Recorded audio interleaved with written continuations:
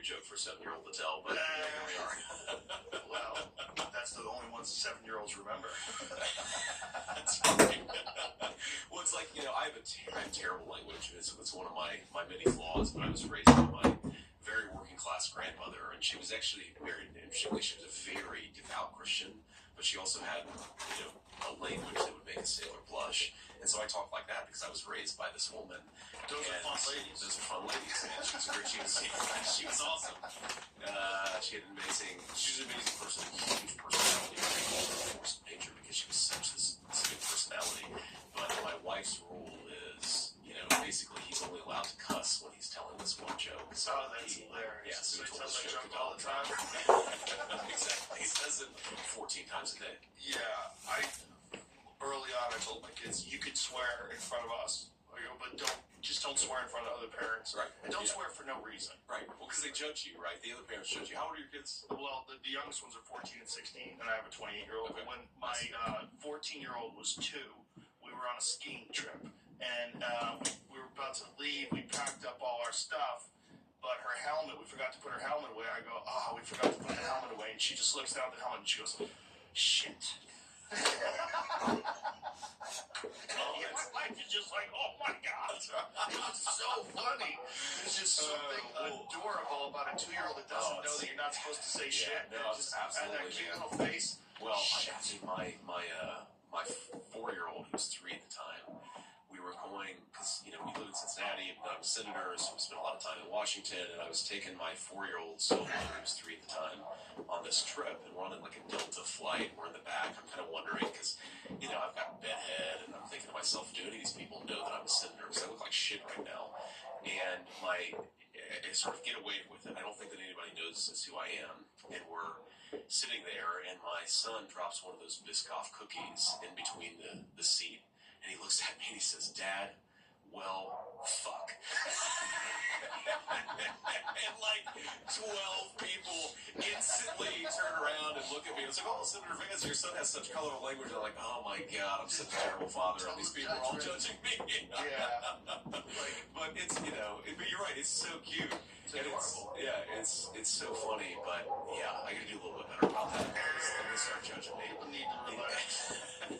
Little bad words every now and then. It's good for you. I think it's good for you. It gets a little steam out. I agree. It's good. Was there any part of you that was like, do I really want this job? Just because it comes with so much. It comes with not having the Secret Service in the room. It comes with this enormous change of your life, this insane responsibility. Everybody's watched presidents, especially, age radically, dramatically. Yeah. And everyone but Trump. That's right. It's kind of amazing, yeah. It's like, dude just didn't age. It's so strange. It's like it barely affected him. Everybody else is like they're getting radiation sickness. And he gets out of there, he looks exactly the same. I can't wait to do it again. That's going with me. He's just like... I forgot. It was just supposed to be chin-ups, so I'm only counting the last 4 chin-ups that I did. Those 8 other ones, the lateral grip and the overhand, not counting those. So my count is not 16, my count is 8. 8 chin-ups. When you feel good, everything else is easier. AG1 covers your bases with nutrients that are hard to get in the modern diet to build a foundation for whole body health. It's super simple. Just mix it up and drink it when you wake up. And there's a reason why I've talked about AG1 for so long. The product is tested for hundreds of contaminants and impurities. This includes 500 herbicides and pesticides and 75 additional toxins. So they make sure that you just get what's going to help you feel healthy. The team at AG1 is dedicated to making their product better over time, constantly reworking the formula and researching new ways to address your foundational nutrition. If you're feeling tired or like you need a routine to bring a healthy habit into your day, try AG1. It takes just 5 minutes every day. And right now, AG1 is offering a surprise. bonus limited edition gift in addition to the welcome kit with vitamin D3 plus K2 when you first subscribe. It won't last long, so head to drinkag1.com/Joe Rogan to check it out while supplies last. That's drinkag1.com/Joe Rogan. This episode of the Joe Rogan Experience is brought to you by Call of Duty. You know, when a new Call of Duty drops, everyone's trying to find a way to squeeze in those extra hours of gameplay. I get it. Life is busy, but sometimes you just... Hey, Joe, it's the replacer. Yeah, no, you. Hey, I'm gonna take it from here so you can enjoy some Call of Duty Black Ops 6. Great. Now listen up, folks. Life can be chaotic, but you shouldn't have to miss out on the latest Call of Duty just because you've got, I don't know, responsibilities. That's where I come in. I will handle the boring stuff like work, chores, Peter Stormare? podcast ads. So you can dive right into the fight. Call of Duty Black Ops 6 is out October 25th. So dive in because I've got your back. Remember, I replace, you play. It's not simple. Man, the replacer always gets it done. Seriously though, if you're hooked on Call of Duty, this is your time to jump in. Head over to callofduty.com/Black Ops 6 to get in the game. Call of Duty Black Ops 6, available now. It really is amazing. I mean, one of the first times that I sort of spent like a large amount of time with Trump was in 2021, and I was thinking about running for the Senate, so I was down in Mar-a-Lago talking to him, and my initial reaction on seeing him was like, oh my God, you look really good. You actually look healthier now than you did 6 years ago. Normally, presidents age very, very badly. You know, yeah, I mean, look, I definitely thought, okay, obviously this is a big thing, right? I talked about it with my wife a lot because she was a working corporate litigator. She's got a very big career. She's much smarter than I am. And it was a marital conversation, in some ways a tough one because, you know, even though, yeah, I'm a senator, we're still pretty anonymous, right? Like we go on vacation, or we were, till this happened, we go on vacation. Yeah, you have people stop and ask to take a photo or say something, you know, nice. But most people, if you went somewhere, didn't know who you were. Right now, it's literally impossible for us to go anywhere. What's that shift feel like?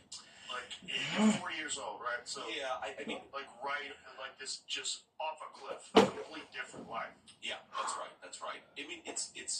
I mean, look, in some ways, it's really nice because people come up and say really nice things to you. They tell you they're praying for your kids, they're praying for your family. It depends on the way you go, doesn't it? Like if you go, no, sure, yeah, of course, yeah. Well, yeah, like the super blue-haired parts of you know, it's interesting. When we were in New York for the MSG rally, a few people saw me and flashed the Universal New York sign for "We Are Number One," right? So you know, they wanted to see me in New York City. Yeah. But it's definitely weird to just not be anonymous at all anymore, right? And that's taken some getting used to. I think part of it is also. Let me just give you an example. So Sunday morning, we want to go for this is the event, Madison Square Garden. We in the morning, I didn't really have anything going on. I had a couple phone calls, so we want to go for a walk with the kids in Central Park.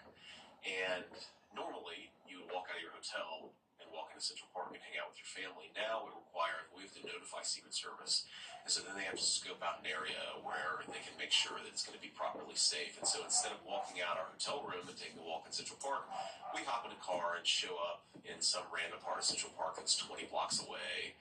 And then, of course, as soon as we get out, everybody's like, well, who the hell is this? Because there are 14-car motorcade there. So the lack of anonymity is definitely an annoyance that comes along with it.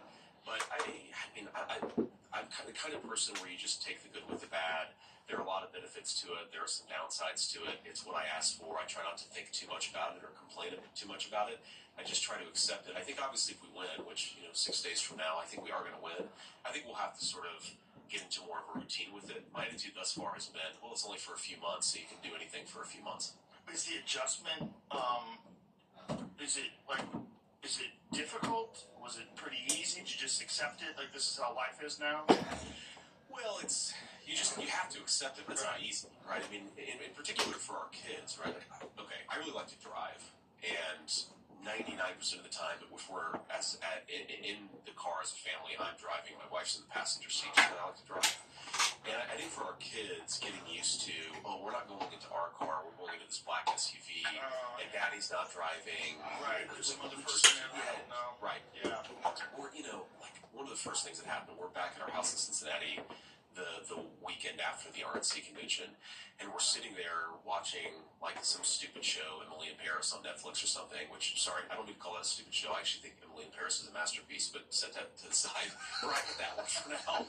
But we're watching some show on Netflix, and you see one guy walk past your window, and you see another guy walk past your window, and it's just a Secret Service agent patrolling, just little things like that. So, it just, you recognize that your zone of privacy is very narrow, and that takes some adjusting and getting used to.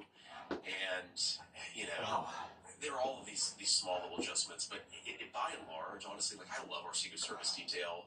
Our kids are really into them. They sort of see them as their police protectors. Our 7-year-old, it's funny, he's in second grade, and one of his buddies, their parents came to us and said, "Do you know that the kids are playing this game in school called Boss Man, where basically one second grader will walk down the hallway or out down the playground flanked by 2 separate second graders."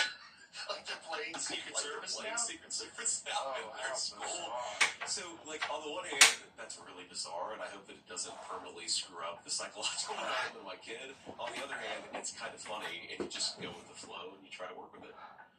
Yeah. I guess they're just making fun with it. Yeah. Did you have presidential aspirations before all this? Is this something that you had considered about the future? Was it, like, how did you approach this? Yeah, I mean, it's one of these things when you're elected to the Senate, and, I'm a pretty young guy. I think I'm the second youngest United States senator right now. You certainly think, like, is this something I might do in the future? What does this look like? What would you need to do in terms of getting your family in the right middle space and just making it happen? But it's all very abstract, right? It's not all that different from, 10 years ago thinking about starting a business that I never started, right? It's just things you think about, but you never really think that hard about, right? And that was kind of my attitude towards it. I started to realize that Trump was thinking pretty seriously about making me his VP nominee probably earlier this year, because he would ask me a lot about who I thought the VP nominee should be. Oh boy. And I'd exactly. And I'd give him names of people that I thought would be pretty good at it, and a lot of the names that I gave him, he would criticize, and I almost felt like he was inviting me to throw myself out there. But it's funny. The morning that he was shot in Butler, PA, was the first time that he and I ever talked about it. So that was a Saturday. Just thinking about it, I guess it was probably June 13th, because I think the convention started June 15th.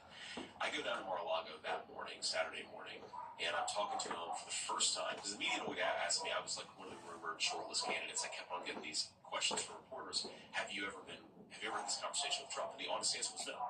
Well, Saturday morning that changed, because I go down there and he's like, what do you think? Why should I choose you? Why should I not choose these other guys? And we just had a conversation. Who else was in the running? I don't really know, actually. Don't lie. I really don't know. Come on, man. I think that there were a couple of senators that were being considered, a couple of governors, a couple of former cabinet secretaries, but you don't really know, because when Donald Trump sat me down, he talked about 10 different people that he was thinking about naming, and this was 2 days before he made the selection. So he's playing like a little, let's see how JD thinks game. Yeah, I think so. And, he told me that he was talking to the governor of Mar-a-Lago about who the vice presidential nominee should be. And that's one of, I think, Trump's sort of political geniuses. He talks to everybody about everything. And I was like, well, what did the governor of Mar-a-Lago have to say about this conversation? Because this really directly impacts my life. And, he basically said, well, I think I'm probably going to pick you, but I don't know, and I'm not ready to make a decision. And then he looks at one of the staff members who's in the room. He's like, actually, wouldn't it really set the world ablaze if we just made the decision today? And so why don't you come up with me, and we'll just do the announcement in Butler, Pennsylvania.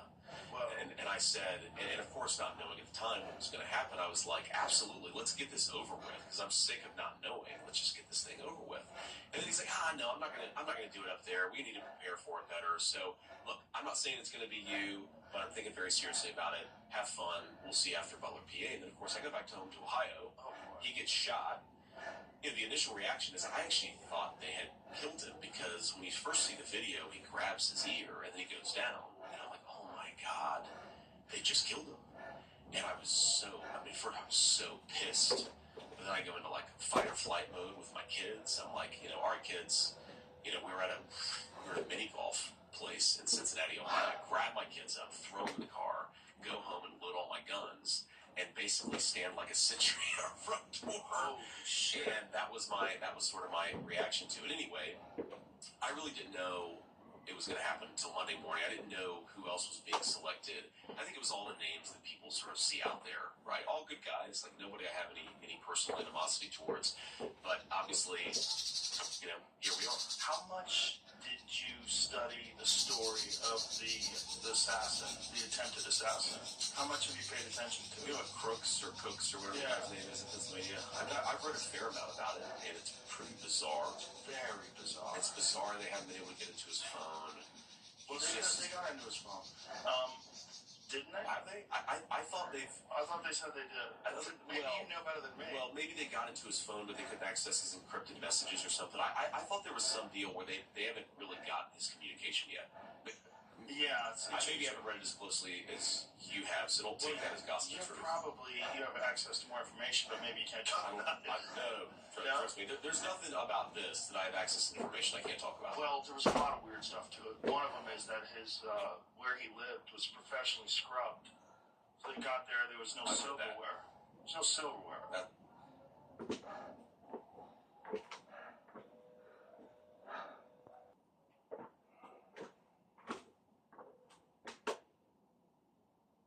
It's bizarre, scrubbed. right? Yeah, there's nothing. There's no Yeah. no DNA, no hard drives, no nothing.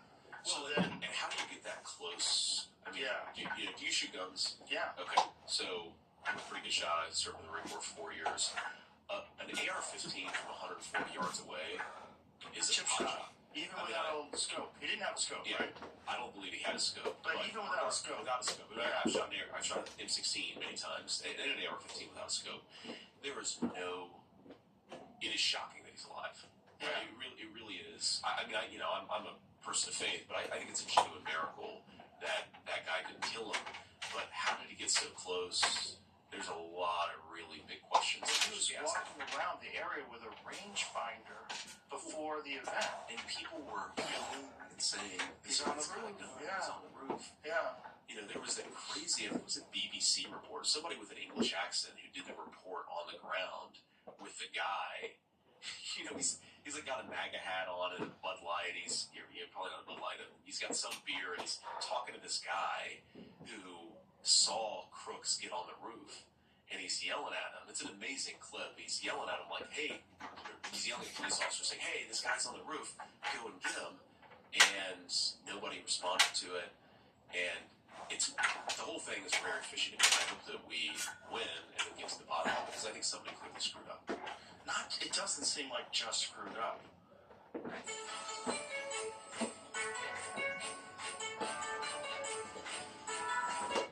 GoDaddy has the domain to make it happen. You're a search away, so go ahead. Give your idea its own address. Find your domain at godaddy.com.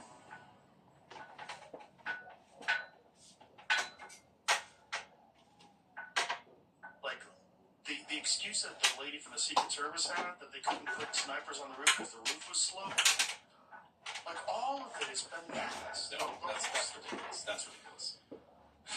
And the miracle is Trump turns his head at the last second. That's right. The very last second, he turns his head to look at the chart, and the bullet just grazes his ear. That's right. There's this stupid conspiracy out there. He's got a mark on his ear.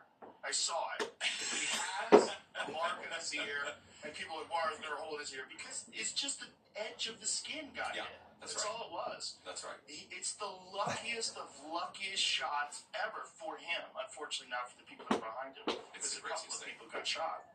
And for anybody who thinks that was staged, you don't understand shooting. There's no way you can graze someone's ear from 120 yards. You can Absolutely hit them not. center mass. It's crazy. You're not going to be able to graze their ear. You could kill them easily, accidentally, if you were faking something like Well, that. we've all seen the graphics, right, of Yeah. him turning his head, and if he hadn't turned his head, then it would have went right through his brain. And there was another one that went to the left side of him, right? That barely missed him. Yeah, that barely missed him. And then instantly that guy's dead. And then they take hold of his body. He's cremated 10 days later. There's no press conference. There's no toxicology report. No, No one talks about it on the news. Right. And when there's a school shooter, we usually have the person's manifesto out there Yes. a day or two later. Yeah. We know nothing about the motive here, which I think is the craziest thing. You know, I'm obviously he's motivated because he hates Donald Trump, but you don't know anything about the secondary motive. Man, it is weird.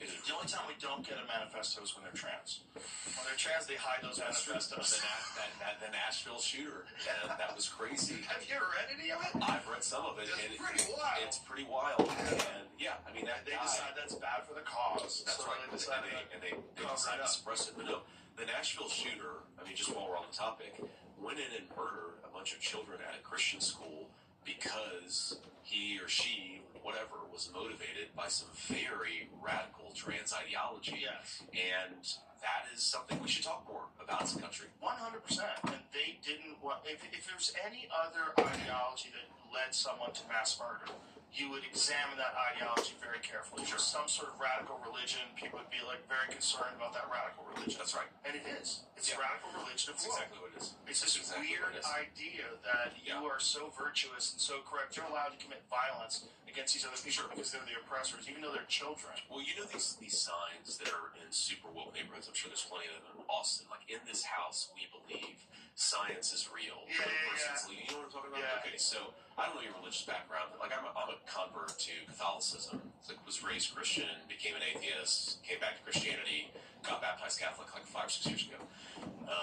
And what is so interesting about this in this house, we believe, is it's so similar to the creed that you declare every day at a Catholic Mass, right? We believe in one Lord Jesus Christ, the only begotten Son of God. And there's almost a similar cadence between the Christian creed and what these guys are doing with this hyper woke stuff. And then there's the rallies, and then there's of course the various rituals, and it absolutely is a religious faith. There was this really interesting post that was, I forget exactly who wrote it, but the title was "Gay Rights as," what was it? It was like gay rights as religious rights, but the second rights was RITES.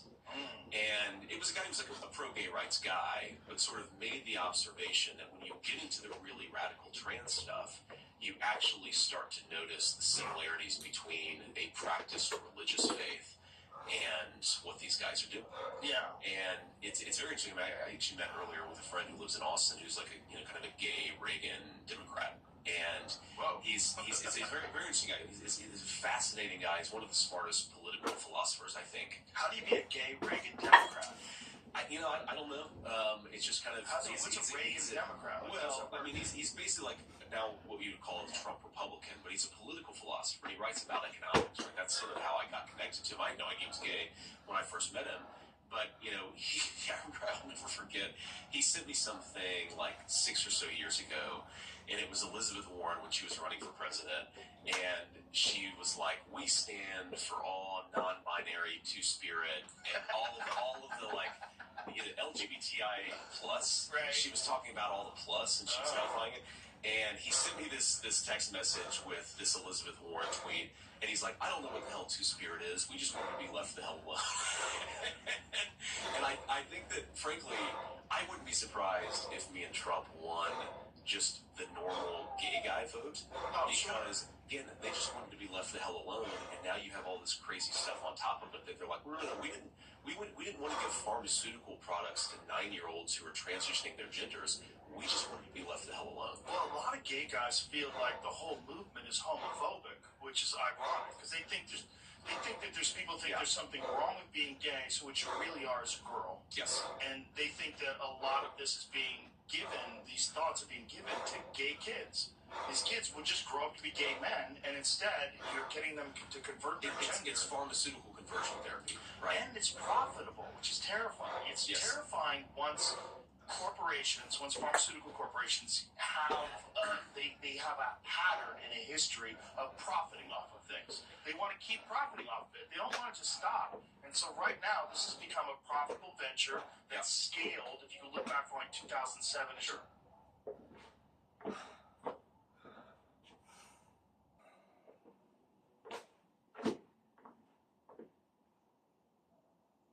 2024, there's way more of these air quotes gender affirming Absolutely. care centers, Yes. and they're profitable. Well, and this used to be something that the old left, right, the criticism that was made of American healthcare, which I always thought made some sense as a conservative guy, is that when you have the profit motive influencing government policy around healthcare, then yeah, okay, sometimes the profit motive can be a good thing, like we're going to develop life-saving cancer drugs. We want that to happen, right? I'm not trying to think we're making a big profit for that.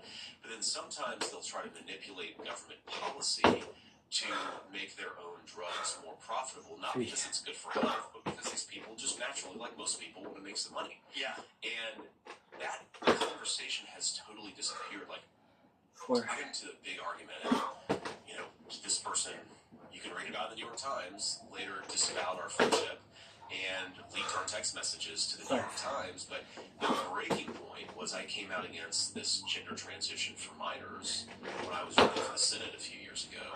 And she's a transgender individual, and she kind of flipped out on me. And the thing that I never understood, because she's like very much an old school leftist, is, are you not at all a little bit worried about how rich people are getting by prescribing experimental therapeutics to 9, 10, 12-year-old kids? Like, this used to be something that the American left would have gone crazy about. And now, the only people who are raising concerns about it are conservative Republicans. But we should be concerned because it's not just like the lobbying and the influence. I mean, there's something called the Diagnostic Statistical Manual. It's sort of the manual of psychiatric disorders. And I think that we're on the DSM-5, as it's called, which is the 5th edition of this manual. You have drug companies that are making money, that are lobbying to have, you know, child dysphoria put into our psychiatric manuals, because then psychiatrists will treat that condition, and then those pharmaceutical companies will get rich from it. Somebody should be interrogating whether the political incentives of our country actually align with the financial incentives of the pharmaceutical industry, because oftentimes the answer is going to be no, but nobody's asking that question.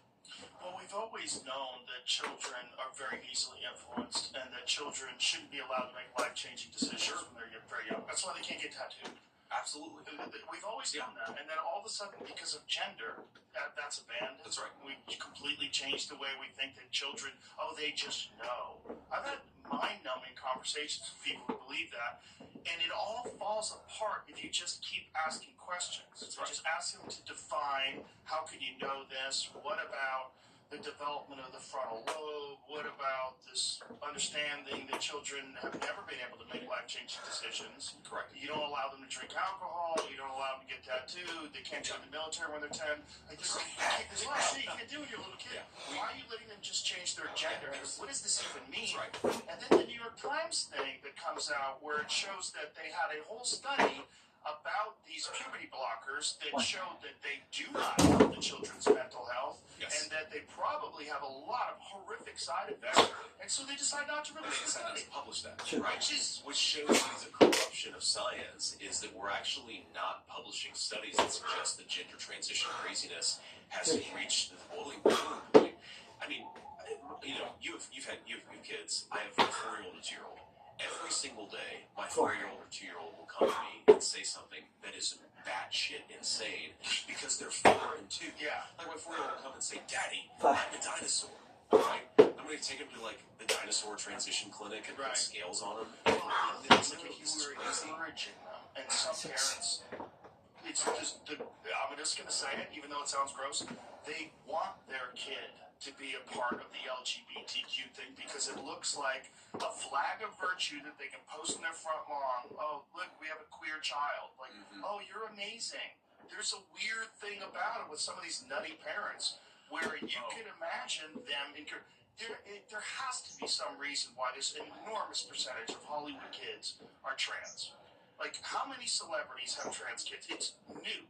It's not a thing that was going on. It was rare in the past. It becomes a social signifier for a lot of parents, and we have to be honest about that fact. And if you look at where the gender craziness is the most common, it's most common among upper middle class to lower middle class white progressives. Now, you could believe, okay, there's just like something genetic going on in the mind of a wealthy white progressive.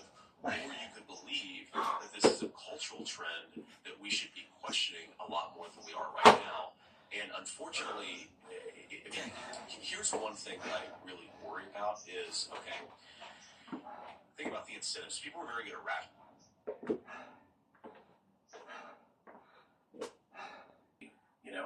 middle class or upper middle class white parent. And the only thing that you care about is whether your child goes into Harvard or Yale.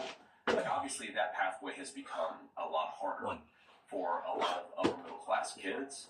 But the one way that those people can participate in the DEI bureaucracy in this country is to be trans. And is there a dynamic that's going on where if you become trans, that is the way to reject your white privilege, right? That's the social signifier. The only one that's available in the hyper-woke mindset is if you become gender non-binary. Non-binary is the best way, because you don't even have to do anything. You just say, I can say I'm non-binary. And, like, you don't have to do anything, but all of a sudden you're a part of the group. Yeah, well, that's right. And again, I think it's important to sort of, most people are not saying, oh, I'm white privileged, how do I become part of the privileged set? But it's these weird ways in which these ideas creep into the mind, to the mainstream, and people are very good at rationalizing these things. And so what I think 20, 30 years ago, even among very well-to-do white progressives, like an 11-year-old says, an 11-year-old boy says, I think I'm a girl. Most of the time, we would have said, oh, that's ridiculous and crazy, and, ha, ha, ha, and come back to me in a couple of days. Now I think there's this massive incentive to try to say, oh my God, does that mean that my kid is trans? And I also think it's, to your point, very warping on the minds of young kids, because what they're now doing is taking normal adolescent curiosity and normal adolescent discomfort. Like, I don't know a single person who went from the ages of 10 to 15 who didn't say, oh, like, sometimes I had some, weird ideas, or I dressed weird for a couple of years or something, right? It's a confusing phrase for most Americans. We take that normal adolescent confusion, and then we try to medicalize it, and nobody's saying, oh, when we do medicalize it, by the way, a lot of pharmaceutical companies get very rich off of it. Not only very rich, but then the child's sterilized. Yes. I mean, this is for a lot of these kids. They'll never be able to have children ever again. If they change their mind, if they one day decide, oh, I was just going through a confusing time in my life, but now I've ruined my voice with hormones, my ovaries are destroyed, I had my testicles removed. The whole thing is crazy. So this is where I had the real breaking point with a friend that I mentioned earlier, is she made this argument that puberty blockers are fully reversible. That's crazy. And I'd actually never heard that, and this is a few years ago, I'd never heard that argument before, and so I actually went and looked at it and looked at the data on this. The idea that if you give puberty-delaying, puberty blockers, whatever you're going to call them, to kids who are 11, 12, 13, that's fully reversible, that is completely and preposterously insane. Now even the most radical advocates of trans healthcare do not say that, right? Because look, I mean, you have sexual dysfunction, you have, to your point, hair in weird places that won't go away, you have voice changes that won't go away. We are experimenting on tens of thousands of American children. We're making them miserable. It's not having any long-term health benefits. It's making a lot of pharmaceutical companies rich. And it's conservative Republicans are the only ones saying, maybe this is a little crazy, maybe we should stop. Well, it just shows you how a lot of this, if you can call it a mind virus or whatever it is, it does make people behave religiously. Yes. So it's like they're ignoring all of these signs because it doesn't line up with this ideology that they subscribe to. That's right. Like, you have to support trans kids. Like, okay, what are you even saying? How is this a new thing, so pervasive? How is it everywhere? And how are you letting them compete with girls in school? That one drives me bananas. When you have biological males, all they have to do is, they don't even have requirements in some schools. You don't have to be taking hormones. You can just identify and you can compete as a girl. And of course that causes injury to the young girls. Of course. And again, this gives me faith in the wisdom of the American people, because if you see how radically the Democrats leaned into this stuff 4 years ago, and how much Kamala Harris is running away from it today, most Americans they don't really care who you sleep with. They're pretty open-minded about most lifestyle choices. But when you talk about having a biological male compete with their teenage girl in competitive sports, Americans are saying, no. This is crazy. You're causing injury to my kids. We have to stop this. Not only that, it like ruins chances of getting scholarship. I just realized now that wasn't Monday's workout that I was doing. It was Wednesdays. Okay. Comes along, where's Lipstick? Now he's the #1 girl on the team. Like, what are you talking about? Yeah. There was a recent pool tournament in England. It was a women's pool tournament, and in the semifinals, 2 guys were playing each other. Yeah. Well, when you see them in the actual, swimming pool competing, it looks like the biological males are running at 1.5x speed, and everybody else is running at normal speed, right? This is just clearly different.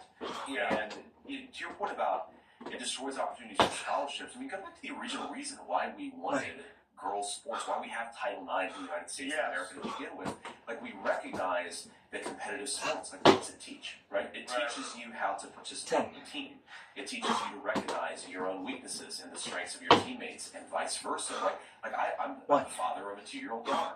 I want my daughter to learn these important life skills. I don't want her going into athletic competitions where I'm terrified she's going to get bludgeoned to death because we're allowing a 6'1" male to compete with her in sports where you should not have biological males competing with biological females. Not only that, but they get to change with them in the locker rooms. That's where it gets, like, there was one in Canada where a 50-year-old man identified as a teenage girl. He was a professor. You know about this guy? I haven't heard about this. And he was changing. He was in a swim meet with teenage girls. Yeah. And he's changing in the same locker room as them. And then it's crazy. The problem with that is there's a psychological condition called autogynephilia. And autogynephilia is where men are sexually aroused by the idea of dressing and behaving like a woman, but they're heterosexual. Now all of a sudden, these people with this known psychiatric disorder are allowed to just identify as a woman, and you're a bigot if you don't let them change the woman. And you're expected to empower them at the expense of young women who are very often much more vulnerable for obvious reasons than young men. And it reminds me of, the very first congressional delegation trip that I ever took was to Paris. I think it was to Paris. And it's part of the Paris Air Show, and Ohio has all these, aviation interests. And anyway, long story short, I was talking to a very conservative woman at the Paris Air Show who was from Mississippi, and she was probably 65, 70, and it was really interesting. So I was just like, how do you find the city? She'd never been to Paris before, and I'm just, interested in people. So I was asking her, and she said, what's really interesting is I just feel like Paris, I would think of as very liberal, but I actually think Paris is more conservative than some of the big cities in the United States. And I said, tell me more about this. And this woman doesn't know me very well, and she's clearly kind of embarrassed to tell me. But she walks through, she said, well, I just don't see any people, like when you're in Paris, the girls are girls and the boys are boys. And that's true in Paris, and that's not necessarily true in some of our big cities. And then she says, Senator Vance, I'm embarrassed to tell you this, but when I was in New York City recently, I saw a grown man who was walking around in a miniskirt. And she gets very quiet. She said, Senator Vance, I can see his balls. And probably wanted you to see his balls. And you realize, oh my God, this is not empowerment. This is not respecting lifestyle choices. We're letting a grown man roll around in a miniskirt in broad daylight. Like, I feel like you should be allowed to wear a miniskirt. If a girl can wear a miniskirt, you can wear a miniskirt. That's not what bothers me. But what bothers me is I have to see your balls. To flash people in broad daylight in New York City, you're a pervert. You're just a pervert. That's what you're doing. You're a pervert. And I want all of us to say, whatever your political persuasion, to say, no, that's weird. Right. You're not allowed to walk down the street and flash children in the middle of the world's, or the America's biggest city. And it reminds me, Emmanuel Macron, who's the leader of France, made this observation about, somebody asked him, why hasn't all the transgender stuff made its way into France? And Emmanuel Macron says, well, in France we have 2 genders, and that's plenty. I kind of wish that was was the attitude that we had in the United States of America. Well, have you ever heard Mark Andreessen break down why woke is like a cult? He does it. He's a brilliant guy. He's a very good